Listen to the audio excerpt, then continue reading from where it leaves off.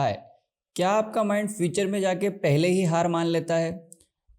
कोई इंटरव्यू हो, कोई एग्ज़ाम हो, या कोई ट्रैवलिंग हो, या कोई बहुत ही इम्पोर्टेंट फंक्शन या इवेंट हो, उससे पहले ही हार्ट बीट तेज हो जाना, रेस्टलेस हो जाना, एंशियस हो जाना और कॉन्फिडेंस का बिल्कुल ज़ीरो हो जाना। और सबसे इंटरेस्टिंग बात, जैसे ही वो इवेंट ख़त्म होता है वो रेस्टलेसनेस, एंजाइटी भी ख़त्म हो जाती है।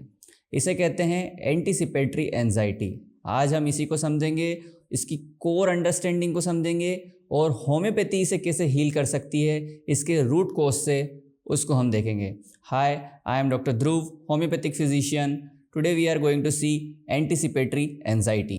अब यहाँ पर हम उसको क्योर करने के लिए, उसको कम्प्लीटली नॉर्मल स्टेट में लाने के लिए होम्योपैथिकली हम केस टेकिंग में ये लेते हैं कि वो उसका रूट कोज क्या है और उसका एंटिसिपेशन की उसका पैटर्न क्या होता है और वो डेवलप कहाँ से हुई है। इन सभी को एवेल्यूएट करके हम ये चेक करते हैं कि उसका रूट कॉज क्या है, और उसके रूट कॉज पे जब हम मेडिसिन का एक सिमिलिमम फाइंड करते हैं, वो रूट कॉज को ट्रीट करके उसकी एंटिसिपेशन एंजाइटी को कम करता है। एंटिसिपेटरी एंजाइटी में जो माइंड होता है वो फ्यूचर इवेंट को इस तरह से लेने लग जाता है कि ऐसा हो सकता है को कन्वर्ट कर देता है ऐसा होगा ही, कुछ बुरा हो सकता है को कन्वर्ट कर देता है कुछ बुरा होगा ही। जैसे कोई एग्जामिनेशन है या इंटरव्यू है, किसी भी तरीके की अगर एक इम्पोर्टेंट इवेंट है जिसमें आपको अपने आप को एक इवेंट में आगे लेकर आना है या अपने आप को प्रूफ करना है या अपने आप को शो करना है, उसमें हम पहले ही एंटिसिपेट कर लेते हैं कि हमारे साथ कुछ बुरा हो सकता है, कुछ गलत हो सकता है या कुछ अच्छा नहीं होगा।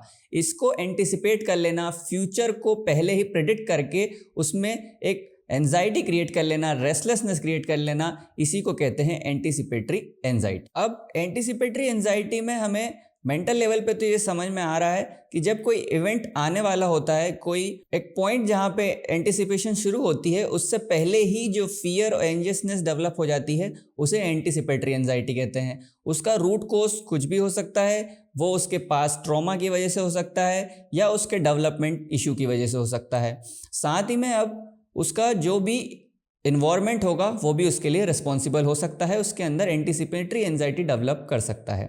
अब हम होम्योपैथी के लिए ये समझने की कोशिश करेंगे कि इसको हमें ट्रीट कैसे करना है। उसके लिए हमें कुछ चीज़ों को फाइंड आउट करना होगा। सबसे पहले कॉन्स्टिट्यूशनल रेमेडी। कॉन्स्टिट्यूशनल रेमेडी वो रेमेडी होती है जो उस पर्सन की एलिमेंट्स को भी कवर करे, उसके डिल्यूशंस को कवर करे, उसके फियर्स को कवर करे, उसके रेस्टलेसनेस को कवर करे और उसके रूट कोज को कवर करते हुए निकल कर आए। साथ ही में वो सिमिलिमम मेडिसिन उसके जनरलिटीज़ को भी कवर करे। एंटिसिपेटरी एंजाइटी में हमें जनरलिटीज़ में देखने को मिल सकता है पाल्पिटेशंस, उसके रेस्टलेसनेस, उसके पल्स रेट हाई हो सकती है।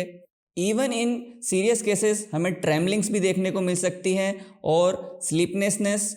साथ ही में हमें पर्सपिरेशन भी देखने को मिल सकता है। इसको अगर होम्योपैथी के बेसिस पे समझा जाए तो ये सभी जो रिएक्शंस आ रहे हैं ये वाइटल फोर्स के डीअरेंजमेंट की वजह से आ रहे हैं। वाइटल फोर्स को जो एक नॉर्मल फंक्शन करना चाहिए था, उस इवेंट के अकॉर्डिंगली एक तरीके से रिएक्ट करना चाहिए था, बट अब वो उसको बहुत ज़्यादा फ्राइटफुल कंडीशन में ले रहा है और उसको बहुत ज़्यादा एंजाइटी क्रिएट कर रहा है। अब इसको हमें रूट कोज पे ट्रीट करने के लिए इसके लिए मोस्ट सिमिलिमम रेमेडी निकालनी होगी। उसका जो रेस्टलेस नेचर है, उसकी जो एंजाइटी है डेवलप हो रही है, उन सभी को रूट लेवल से हमें ट्रीट करना होगा, रूट लेवल तक उसको क्योर करना होगा।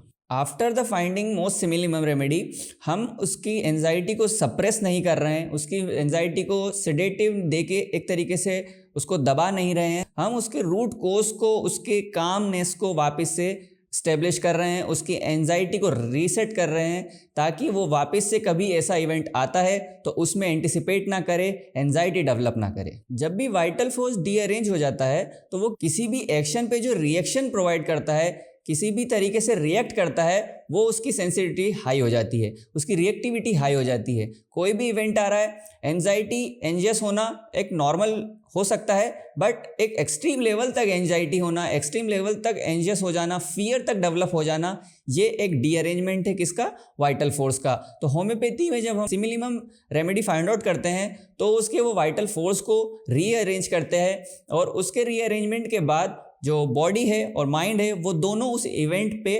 पर्टिकुलरली और प्रोपोर्शनेट वे में रिएक्ट करने लगती है, उसको एक वापस से काम स्टेट में लेकर आती है।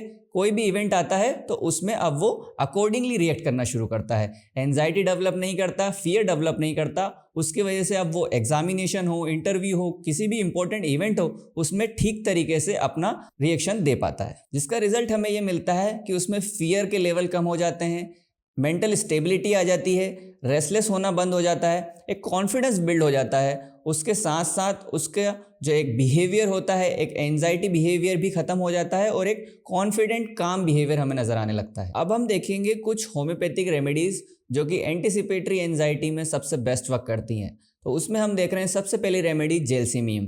जेलसीमियम के अंदर हमें एलिमेंट फ्रॉम एंटीसिपेशन का एक रूब्रिक मिलता है।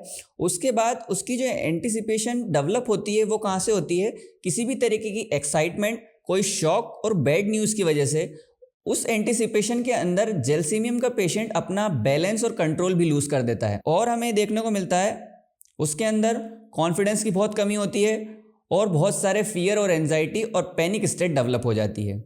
इनरली जेलसीमियम का पेशेंट का जो इनर फीलिंग होती है वो बहुत ही कावर्डाइज की होती है, काफ़ी कायरता की फीलिंग होती है। उसके अंदर कॉन्फिडेंस की बहुत ज़्यादा कमी होती है। वो किसी भी तरीके की ऑर्डियल्स को फेस करना, ऑर्डियल्स का मतलब होता है किसी भी तरीके के ऐसा इवेंट जो कि थोड़ा सा स्ट्रगलफुल हो सकता है, जैसे एग्जामिनेशन हुआ, कोई इंटरव्यू हुआ, ऐसे कंडीशन में उसका कॉन्फिडेंस काफ़ी लो हो जाता है और उसकी बॉडी, उसकी जो मसल्स हैं वो अपना कंट्रोल अपने ऊपर से छोड़ देती हैं, उसका माइंड अपनी बॉडी को कंट्रोल नहीं कर पाता है। ये सभी डेवलप होता है एंटीसिपेशन एंजाइटी की वजह से और ये सभी हमें देखने को मिलते हैं जेलसीमियम के अंदर।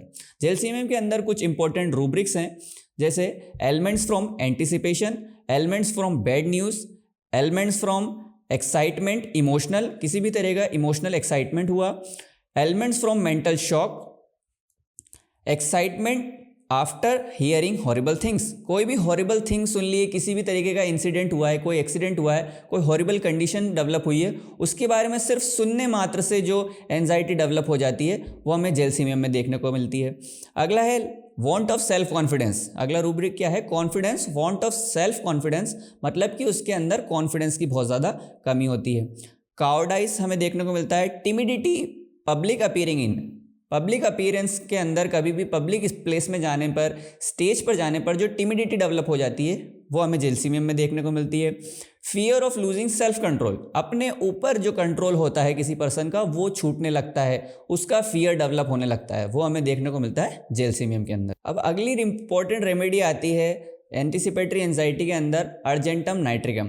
अर्जेंटम का हमें एक कंप्लीट ओवरव्यू देखें तो उसमें इंपॉर्टेंट होता है परफॉर्मेंस। जितनी भी हमारे डी ब्लॉक की रेमेडीज़ होती हैं उन सभी में एक इंपॉर्टेंट ट्रेट होता है परफॉर्मेंस का, और नाइट्रिक एसिड भी जुड़ा हुआ है। तो इसके अंदर है सडन क्राइसिस, मतलब किसी भी तरीके की सडन क्राइसिस हुई, किसी भी तरीके की स्ट्रगलफुल सिचुएशन हुई, उसके अंदर जिस पर्सन को परफॉर्म करना होता है, जैसे कोई मान लीजिए फैमिली के अंदर कोई सडन एक क्राइसिस डेवलप हुई है, उसके अंदर किसी एक फैमिली मेंबर को कुछ परफॉर्म करना है, टास्क पूरे करने हैं, उस समय जो एंटीसिपेशन करेगा, उस समय जो एंजाइटी डेवलप होगी वो सबसे ज़्यादा देखने को मिलती है अर्जेंटम नाइट्रिकम के अंदर। उनको फीलिंग आती है कि अगर वो इस सिचुएशन में परफॉर्म नहीं कर पाए तो उनको नेग्लेशन और आइसोलेशन झेलना पड़ेगा, सभी लोग उन्हें नेग्लेक्ट कर देंगे और आइसोलेट कर देंगे और फीलिंग फेलियर और एक फेलियर की फीलिंग आने लगेगी। तो जो अर्जेंटम नाइट्रिकम के पेशेंट होते हैं वो अपने अंदर कुछ शॉर्ट ट्रेट्स डेवलप कर लेते हैं, जैसे compulsion about time. Argentum nitricum के अंदर हमेशा देखने को मिलता है हमें टाइम के अकॉर्डिंगली वो वर्क करते हैं, टाइम के पहले ही उनको एंजाइटी होना शुरू हो जाती है। दूसरा प्लानिंग थिंग्स, दूसरा वो हर चीज़ को प्लान करते हैं, हर चीज़ को वो एक तरीके से ऑर्डर में करना चाहते हैं, पहले ही हर चीज़ को प्लान कर लेते हैं ताकि किसी भी तरीके की उनसे कोई गलती ना हो। अर्जेंटम नाइट्रिकम में हमें पेशेंट कैसा दिखेगा, हरिड, इम्पेशेंट, उसके अंदर भी स्टेज फ्राइट देखने को मिलेगा, सडन एंजाइटी अटैक, और सडन एंजाइटी अटैक देखने को मिलेंगे जैसे हमें एकोनाइट के अंदर देखने को मिलते हैं। अब कुछ इंपॉर्टेंट रूब्रिक्स जो अर्जेंटम नाइट्रिकम के अंदर देखने को मिलते हैं। सबसे पहला रूब्रिक है elements from anticipation. Anticipation stage fright, किसी भी तरीके के स्टेज पर जाना के पहले ही एंटीसिपेट करना और फ्राइटफुल कंडीशन में आ जाना, उसमें हम रूब्रिक लेंगे माइंड एंटीसिपेशन स्टेज फ्राइट। अगला है माइंड फियर फेलियर ऑफ, पहले ही फियर हमेशा फ्यूचर रिलेटेड होता है, उसका पहले ही ये मान लेना कि उसकी फेलियर होना तय है, तो इसको बोलते हैं फियर फेलियर ऑफ। अगला है anxiety time is set as if, मतलब कि उनको पहले ही एंजाइटी है कि इस पर्टिकुलर चीज़ में टाइम सेट है, हमें कुछ भी करना है इस पर्टिकुलर टाइम के अंदर ही करना है, इस तरीके की एंजाइटी डेवलप हो जाती है। फियर ऑर्ड्यूल्स ऑफ, किसी भी तरीके की स्ट्रगलफुल सिचुएशन के अंदर फियर डेवलप हो जाता है। Hurried time, hurry to arrive at the appointment, किसी भी तरीके के अपॉइंटमेंट में पहले ही पहुंचना, आपको अपनी क्लिनिक में या कहीं भी जैसे रेलवे स्टेशन हुआ, कोई भी टाइम के अकॉर्डिंगली वर्क करना है, किसी टाइम पर ही जो कहीं पहुंचना है अपॉइंटमेंट में, तो ये अर्जेंटम नाइट्रिकम के पेशेंट उस जगह पहले ही पहुंच जाते हैं, क्योंकि इनको हर समय एंटिसिपेशन एंजाइटी रहती है कि वो लेट हो रहे हैं, उनको हमेशा एक फीलिंग आएगी कि वो लेट हो सकते हैं। अगला है हरी वाइल वॉकिंग, और वॉकिंग के टाइम पे भी अर्जेंटम नाइट्रिकम का पेशेंट थोड़ा सा हरी करेगा, थोड़ा सा जल्दी जल्दी चलने की कोशिश करेगा। ये सभी ट्रेट डेवलप हो जाते हैं अर्जेंटम नाइट्रिकम में, किसकी वजह से? एंटिसिपेटरी एंजाइटी की वजह से। एक और इंपॉर्टेंट रेमेडी है एकोनिटम नेपेलेस। एकोनिटम नेपेलेस की एक कंप्लीट वीडियो चैनल पर डली हुई है, आपको अगर पूरी कंप्लीट एकोनाइट को समझना है तो उस वीडियो को कंप्लीटली पूरा देखें, उससे हमें उसकी कोर फीलिंग, उसका कॉन्स्टिट्यूशन और साथ ही में उसके अंदर क्यों एक एंटिसिपेशन एंजाइटी डेवलप रहती है वो भी आपको समझने को मिलेगी। नेक्स्ट रेमेडी है एंटिसिपेटरी एंजाइटी के अंदर साइलिशिया, साइलिशिया टेरा। साइलिशिया के अंदर हमें ये देखने को मिलता है कि वो इनरली अपने आप को काफ़ी वीक फील करते हैं, अपने आप को अंदर से बहुत कमज़ोर समझते हैं और ख़ुद को अब उस इनर फीलिंग को छुपाने की कोशिश करते हैं। उनके अंदर एक माइंड में हमेशा ये चलता रहता है कि बाकी लोग उनके बारे में क्या सोचेंगे, what other things about them. उनके हर समय उनके दिमाग में ये चलता रहता है, मतलब नए लोगों से मिलना, इंटरव्यू में जाना और स्टेज पे अपीयर होना, इन सभी के अंदर एंटिसिपेटरी एंजाइटी डेवलप हो जाती है। टाइम ऑफ एग्जामिनेशन के अंदर फियर ऑफ फेलियर भी है और एंजाइटी बिफोर एग्जामिनेशन में भी है। Anxiety examination before, fear failure of, delusion she will fail, उसके अंदर एक डिल्यूजन डेवलप हो जाता है कि वो फेल हो सकती है। ये सभी ट्रेट्स हमें देखने को मिलते हैं साइलिशिया के अंदर। अब लास्ट एक सबसे इंपॉर्टेंट रेमेडी, लाइकोपोडियम में भी एंटिसिपेटरी एंजाइटी होती है, उसके अंदर भी कॉन्फिडेंस की बहुत ज़्यादा कमी होती है। Meeting new people, appearing on stage, examination fright, ये सभी लाइकोपोडियम में भी प्रेजेंट है। साथ साथ उसके अंदर स्टेज फ्राइट के साथ साथ बट स्टिल उसके अंदर काफ़ी ज़्यादा एम्बिशन होता है, काफ़ी ज़्यादा वो कुछ अचीव करना चाहता है। लाइकोपोडियम के अंदर फियर फेलियर ऑफ भी होता है और एंटिसिपेटरी एंजाइटी के साथ स्टेज फ्राइट भी देखने को मिलता है। तो ओवरऑल अगर हम समझे कि एंटिसिपेटरी एंजाइटी क्या होती है, फ्यूचर इवेंट से होने वाले प्रेजेंट में एंजाइटी को हम एंटिसिपेटरी एंजाइटी कहते हैं। इसका रूट कोज कुछ भी हो सकता है, एक पास्ट ट्रॉमा हो सकता है, डेवलपमेंट इश्यूज हो सकते हैं, बट ये कंप्लीटली क्योरेबल होता है। अगर आपको किसी भी तरह की एंटिसिपेटरी एंजाइटी है, after taking a complete consultation, homeopathy can heal your anticipatory anxiety. Thank you.